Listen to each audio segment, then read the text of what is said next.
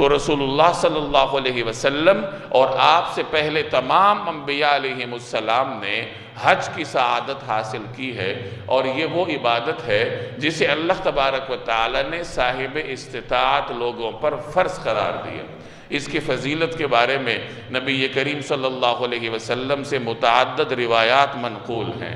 چنانچہ حضرت ابو ہریرہ رضی اللہ تعالی عنہ کی روایت ہے صحیح بخاری میں کہ نبی کریم صلی اللہ علیہ وسلم سے پوچھا گیا کہ یا رسول اللہ ای الاعمال افضل، اعمال میں سے افضل ترین عمل کون سا ہے؟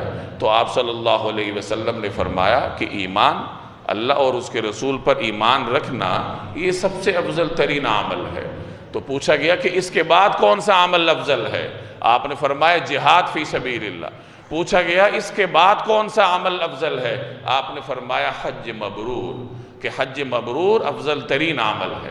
اور ایک روایت میں فرمایا گیا کہ حج مبرور کی جزا اگر ہے تو وہ صرف اور صرف جنت ہے، یعنی حج مبرور کی سعادت حاصل کرنے والے کو اللہ تبارک و تعالی جنت نصیب کرتا ہے۔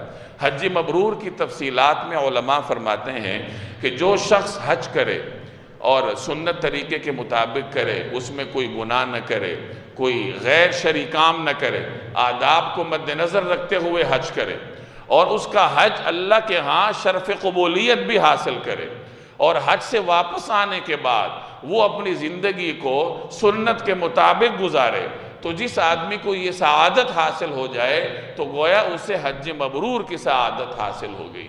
یعنی اس طریقہ کار کے مطابق حج کرنے اور اسی طریقہ کار کے مطابق حج کے بعد زندگی گزارنے کی جس کو سعادت مل جائے تو گویا اللہ نے اسے حج مبرور کی سعادت دی ہے۔ اور حج مبرور کا جو انعام ہے اس کے بارے میں رسول اللہ صلی اللہ علیہ وسلم کا فرمان آپ سن چکے ہیں کہ حج مبرور کی جزا صرف اور صرف جنت ہے۔